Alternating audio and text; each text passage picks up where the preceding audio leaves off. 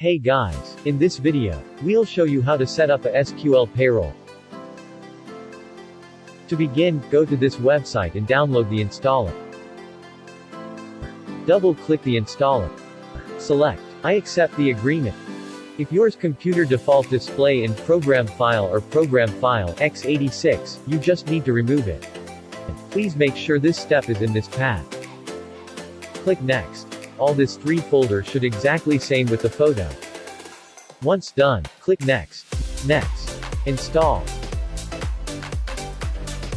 Finish. Select Evaluation. System will automatically create a testing company. Click on File. Log on. Click on the 3-dot button next to company name. Create new database. Insert the company name. And click OK. A new company created. Double-click on it to log in. The user and password is admin. That's all of this video. Thank you.